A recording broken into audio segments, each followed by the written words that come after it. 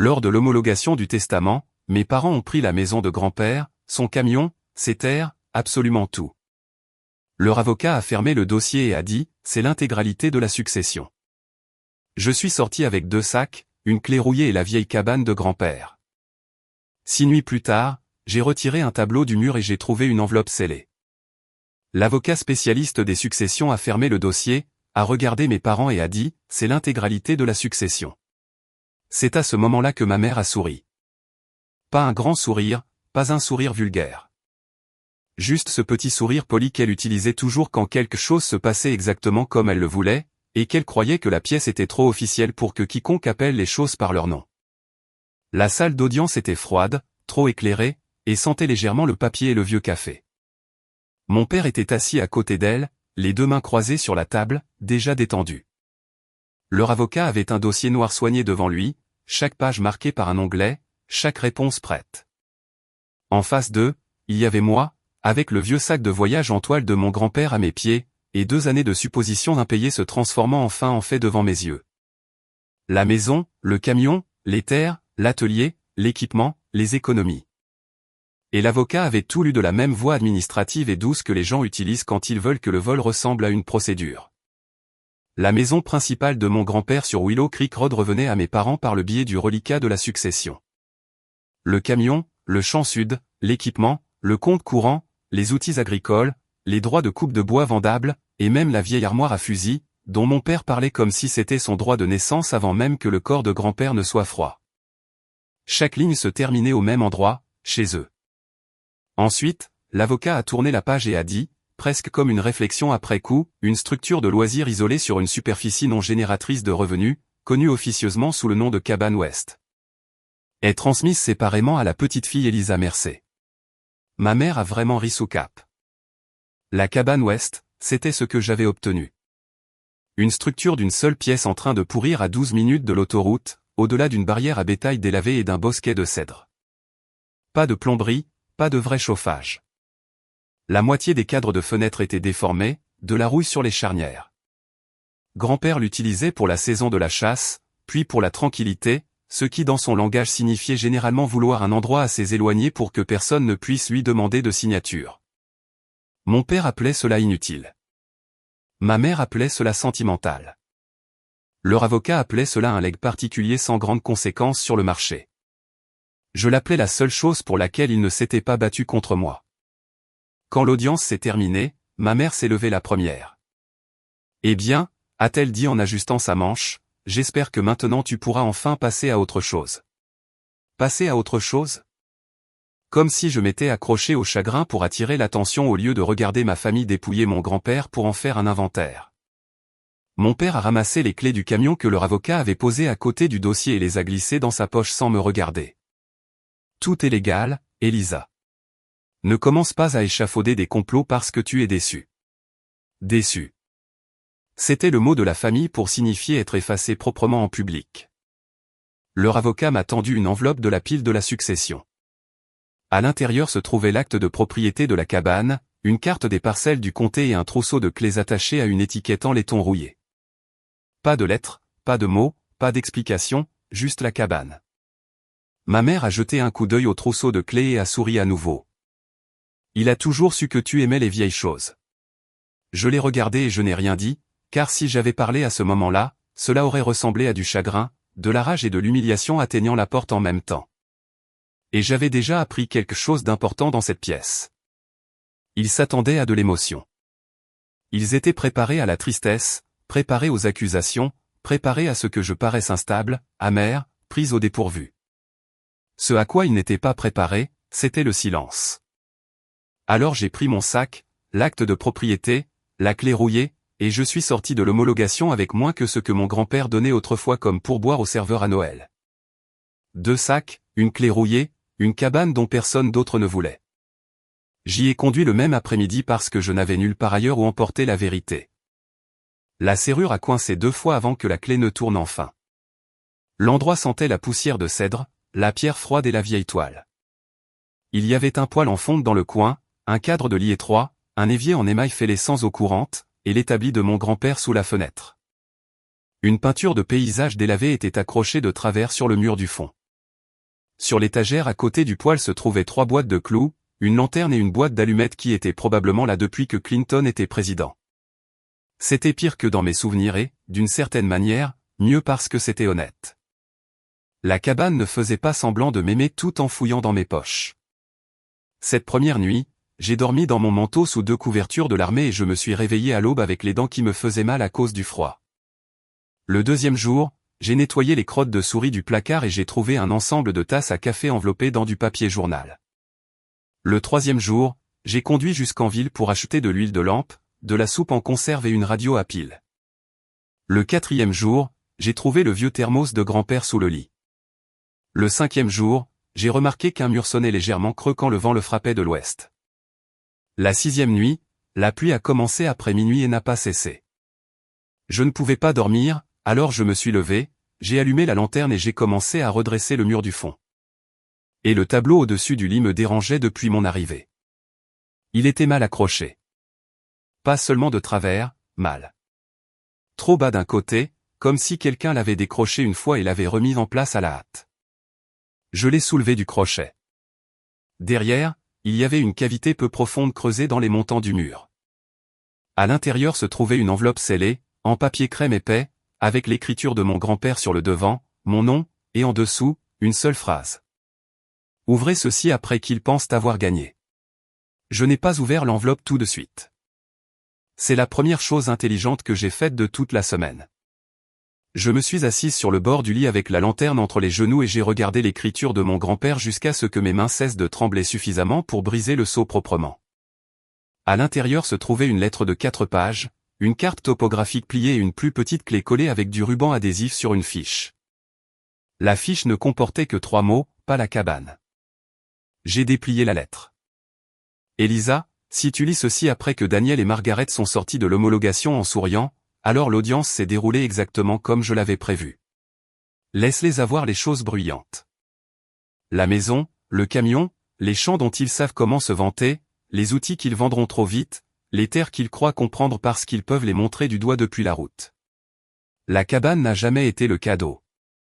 C'était la couverture. Non. J'ai lu cette ligne 2 fois. Puis j'ai continué. Il y a 3 ans, après que ton père a commencé à parler de ma mort comme d'un problème d'emploi du temps, j'ai retiré de la succession la seule chose qui comptait. Je l'ai fait discrètement, car le papier discret dure plus longtemps que les promesses familiales. Ne les appelle pas. N'appelle pas l'avocat qui a fermé le dossier. Ne dis à personne ce que tu as trouvé jusqu'à ce que tu aies le dossier complet devant toi. Soulève la plaque du poêle. Prends la boîte en fer. Utilise la petite clé à la First County Bank, boîte 214. Apporte le certificat de fiducie et le relevé topographique de la crête avec toi. Certificat de fiducie. Mon pouls a changé. Pas de la peur cette fois. De la reconnaissance. Parce mon grand-père n'utilisait jamais les mots juridiques à la légère. S'il avait écrit un certificat de fiducie, c'est qu'il y avait un certificat de fiducie. S'il avait écrit le relevé topographique, c'est qu'il y avait quelque chose sur ces terres que l'avocat de la succession n'avait pas lu parce que cela n'avait jamais eu sa place dans le dossier. J'ai posé la lettre, j'ai traversé la pièce jusqu'au poêle en fonte et j'ai soulevé la plaque détachée sur le côté droit. En dessous se trouvait une boîte en métal noir. À l'intérieur, il y avait 6 documents, 2 clés et une pochette en plastique contenant une carte topographique plus grande que mon torse. Le premier papier était exactement ce que la lettre annonçait. Certificat de fiducie, Mercer Ridge Land Trust. Fiduciaire de son vivant, Harold Mercer. Bénéficiaire remplaçante au décès, Elisa Mercer. Bien en fiducie, parcelle de la cabane ouest et droits accessoires réservés tels que décrits dans l'annexe A. L'annexe A se trouvait derrière. J'ai lu la première ligne et j'ai arrêté de respirer pendant une seconde. La parcelle de la cabane ouest n'était pas 5 acres inutiles autour d'une cabane de chasse pourrissante. C'était 68 acres. 68. La cabane reposait sur la partie la moins importante de celle-ci. Le reste s'étendait derrière la crête, descendait à travers les cèdres, traversait l'ancienne ligne de source. Et c'était la partie qui changeait tout, le long de la seule route d'accès par acte notarié desservant les parcelles agricoles inférieures dont mes parents venaient d'hériter par le biais de la succession. J'ai lu plus loin. Les droits réservés attachés à la parcelle en fiducie comprenaient les droits principaux sur l'eau de source desservant la maison principale et le pâturage inférieur, la servitude d'accès par acte notarié à travers la route de la crête, les fonds séquestres des revenus du bois de la coupe sélective, et les droits d'approbation pour toute servitude d'utilité publique ou d'aménagement traversant les parcelles inférieures. Je me suis assise par terre. Pas parce que j'étais submergé, mais parce que mes jambes avaient tout simplement décidé qu'elles avaient fini de fonctionner pour une minute. Mes parents étaient sortis de l'homologation avec le patrimoine visible. Mon grand-père m'avait laissé la chose dont dépendait le patrimoine visible. La route, l'eau, les fonds séquestres du bois, les droits d'approbation. Pendant tout le temps où ils se partageaient la propriété bruyante, le véritable effet de levier reposait dans le mur d'une cabane rouillée, sous un tableau que personne d'autre ne voulait assez ardemment pour le redresser. J'ai attrapé le document suivant. C'était un mémorandum notarié, signé par grand-père et enregistré 18 mois avant sa mort. Le langage était sec, exact, beau de la manière dont seules les formalités juridiques dévastatrices peuvent l'être. Toute transmission, hypothèque, aménagement ou lotissement des parcelles inférieures Mercé restera soumis aux droits réservés dans le Mercé Ridgeland Trust. Aucun détenteur de ces parcelles inférieures ne peut altérer les droits d'accès à la route, à la source ou aux revenus du bénéficiaire de la fiducie. Puis la ligne suivante, Margaret Mercé et Daniel Mercé sont conscients de ces droits conservés et n'ont aucune autorité sur la parcelle en fiducie ou ses revenus. Conscient. Pas surpris, pas exclu injustement. Conscient. Je me suis replongé dans la lettre de grand-père. S'il sourit lors de l'homologation, il sourit parce qu'il pense que ce que je t'ai laissé est trop petit pour avoir de l'importance. Cela durera jusqu'à ce qu'ils essaient d'utiliser ce qu'ils ont pris. J'ai alors compris pourquoi il avait écrit « Ouvrez ceci après qu'ils pensent avoir gagné ». Parce que ce n'était pas un renversement sentimental. C'était un renversement à retardement. J'ai appelé la First County Bank à 8h03 le lendemain matin depuis la ligne fixe de la cabane, car le service cellulaire allait et venait encore là-bas. J'ai donné mon nom, le numéro de la boîte, le nom de mon grand-père. La femme à l'autre bout du fil est restée silencieuse juste un instant de trop. Puis elle a dit, « Mademoiselle Mercé, vous a-t-on dit de nous appeler après l'homologation ?» J'ai resserré ma prise sur le combiné. Oui. Une autre pause. Des bruits de clavier, puis très prudemment, vous aurez besoin d'une pièce d'identité et du certificat de fiducie. Et Mademoiselle Mercé, oui. Il y a aussi une note dans le dossier indiquant que toute demande de la part de Daniel ou Margaret Mercé doit être documentée mais ne doit pas être discutée. J'ai baissé les yeux vers les documents de fiducie étalés sur la table de grand-père. Il ne leur avait pas seulement caché quelque chose. Ils s'attendaient à ce qu'ils viennent chercher. J'ai conduit jusqu'en ville avec la lettre, le certificat de fiducie, le relevé topographique et la plus petite clé dans mon sac. Quand je suis entré dans la First County Bank, la femme au bureau m'a demandé mon nom, a vérifié l'écran, et toute son expression a changé. Pas chaleureuse, pas neutre. Préparée. Elle s'est levée et a dit, « Mademoiselle Mercé, le dossier de succession dans la boîte 214 comprend un résumé des actifs actuels de la fiducie. » Je l'ai suivie vers l'arrière. Puis elle a ajouté sans me regarder, et avant que nous l'ouvrions, « Vous devez savoir que la valeur qui y figure est supérieure à la succession homologuée qui a été lue hier. » La femme de la banque m'a emmené dans une pièce privée, a vérifié ma pièce d'identité 2 fois, et a posé la boîte 214 sur la table entre nous. Elle était plus petite que je ne l'avais imaginé. Ce fut la première surprise. La deuxième fut à quel point elle contenait peu de choses sentimentales. Pas de montre, pas de photographie pliée, pas de vieilles médailles de guerre enveloppées dans du tissu, juste des documents. Un épais classeur de fiducie, 2 enveloppes scellées, un résumé des actifs actuels sur du papier à en-tête de la banque, une enveloppe de chèque de banque marquée au fond séquestre du bois, et une note manuscrite attachée sur le devant avec l'écriture carrée de grand-père. Lis le résumé avant les lettres. Le numéro compte. Alors je l'ai fait. En haut de la feuille des actifs figurait le nom que j'avais déjà vu dans la cabane. Mercé Ridgeland Trust. En dessous, parcelle de la crête et terrain de la cabane avec 68 acres. Droit sur l'eau de source desservant les parcelles inférieures Mercé. Servitude d'accès par acte notarié et droit d'entretien à travers la route de la crête. Fonds séquestre du bois. Droit de consentement de développement de réserve affectant les approbations des services publics et des servitudes. Accord d'option détenu dans le dossier de révision de la fiducie. Puis mes yeux sont descendus sur la colonne de l'évaluation. Je l'ai lu une fois, puis une autre. La valeur actuelle de la fiducie était indiquée à 1 482 600 $. Je me suis adossé à la chaise. Pas parce que j'étais ému, mais parce que le nombre ne correspondait pas à la version de la réalité avec laquelle j'étais sorti de l'homologation. Mes parents s'étaient battus à 100 pour la maison de grand-père, le camion, les terres et les outils. Grand-père m'avait laissé quelque chose qui valait plus que tout cela réuni. Et les choses ont empiré pour eux à la page suivante. L'accord d'option n'était pas théorique. Il était actif. 9 mois avant sa mort, mon grand-père avait signé une option avec l'autorité des eaux du comté. Il voulait le corridor de la source, la bande d'accès à la crête et les droits de servitude contrôlés pour un projet d'eau protégée. La fiducie pouvait soit conserver les terres et percevoir des paiements annuels de licence, soit exercer une option de vente dans les 180 jours suivant l'acceptation du contrôle par le bénéficiaire remplaçant. Valeur d'exercice de l'option, 1 100 000 $, séparée du fonds séquestre du bois. J'ai fixé le chiffre jusqu'à ce que les nombres cessent de me paraître abstraits. Grand-père ne m'avait pas laissé une triste petite cabane. Il m'avait laissé la crête, la route, la source, l'option, l'argent du bois et les droits dont dépendait chaque parcelle inférieure. Ensuite, j'ai ouvert la première enveloppe scellée. À l'intérieur se trouvaient des copies de lettres recommandées, au nombre de 3. Une pour mon père, une pour ma mère, une pour l'avocat spécialiste des successions. Toutes envoyées 18 mois avant la mort de grand-père. Chacune reconnaissait le Mercer Ridge Land Trust, l'exclusion des actifs de la fiducie de l'homologation, et les droits conservés grevant les parcelles inférieures.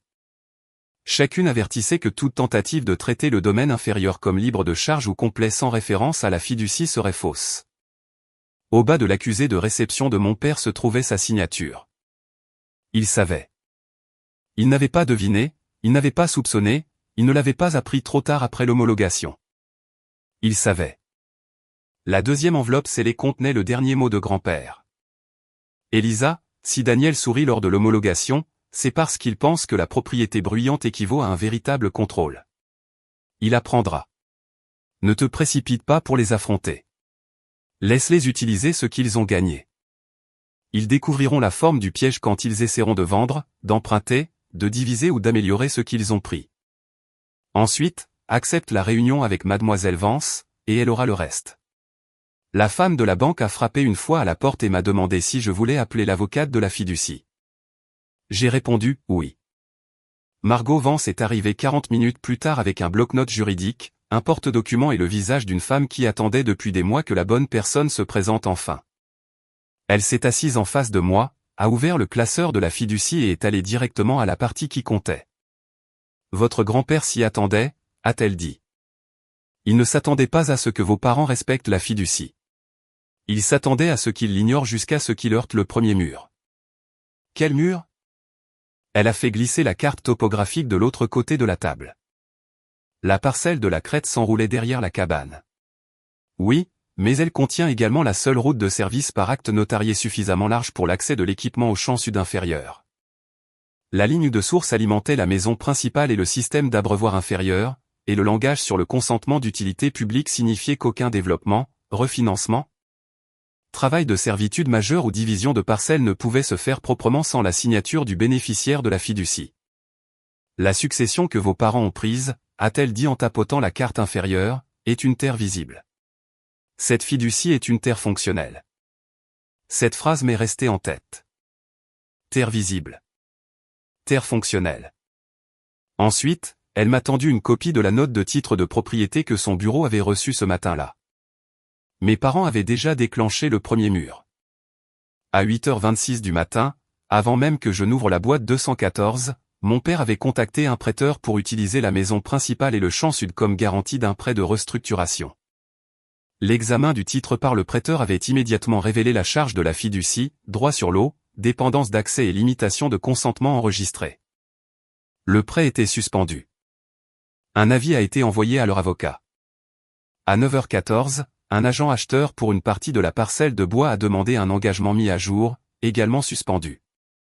À 10h02, l'avocat de mes parents a appelé Margot Vance pour lui demander si les droits de la fiducie étaient vraiment applicables.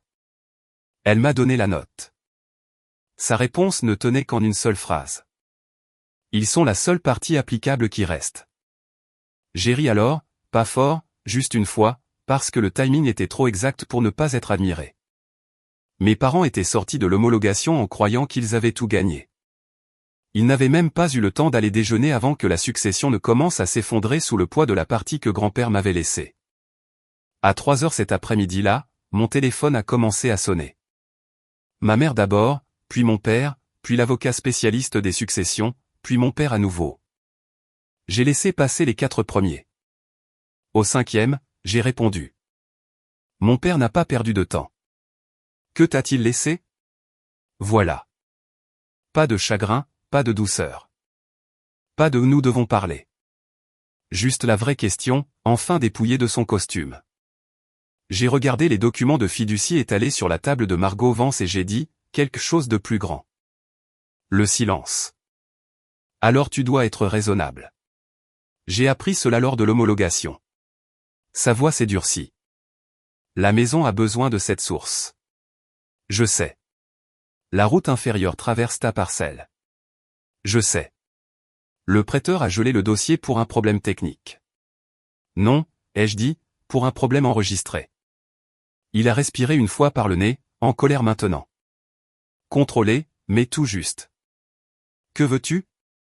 Pas d'excuses, pas de compréhension.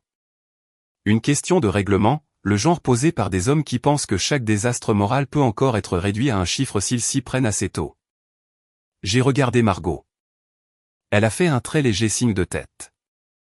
Alors, j'ai répondu clairement, je veux que la vérité soit rétablie dans le dossier de succession, et je veux que l'inventaire d'homologation soit corrigé. Je veux que vous reconnaissiez que vous connaissiez l'existence de la fiducie avant l'audience. Je veux que toute tentative d'utiliser les parcelles inférieures sans divulgation de la fiducie soit retirée et je veux que tout contact se fasse par l'intermédiaire d'un avocat. Il a prononcé mon nom de la façon dont il le faisait quand j'étais enfant et que je l'avais embarrassé devant des invités. J'ai raccroché avant qu'il ne termine. 3 semaines plus tard, l'inventaire de l'homologation a été modifié. La maison, le camion et les parcelles inférieures sont restés à mes parents dans le cadre de la succession, mais chaque partie utile de ces actifs a dû être déclarée comme étant grevée par le Merceridge Land Trust. Leur refinancement est mort. L'acheteur de bois est parti. L'avocat, qui avait fermé le dossier et déclaré « c'est l'intégralité de la succession », a déposé une correction supplémentaire, reconnaissant que ce n'était pas le cas. Et mes parents ont arrêté de dire aux gens que grand-père avait rendu les choses simples. Le bureau de Margot s'en est assuré. Je n'ai pas exercé le droit d'option de vente du comté tout de suite. Cela a surpris tout le monde, sauf grand-père, qui comptait probablement dessus. J'ai gardé la cabane. J'ai gardé la crête. J'ai gardé la route et la source, et le droit de décider de ce qui traversait ces terres. Étage 6 mois plus tard, quand j'ai été prête, j'ai négocié l'option moi-même à des conditions meilleures que le chiffre initial figurant dans le dossier. C'était là le véritable héritage, pas l'argent. Bien qu'il y en ait eu plus qu'assez de ce contrôle. Mes parents ont pris tout ce que possédait grand-père lors de l'homologation. Ils sont sortis avec un domaine bruyant. Je suis sorti avec 2 sacs, une clé rouillée, une vieille cabane, et la seule partie de son monde qui faisait encore fonctionner le reste. Auriez-vous ouvert l'enveloppe la première nuit ou auriez-vous attendu la lumière du jour?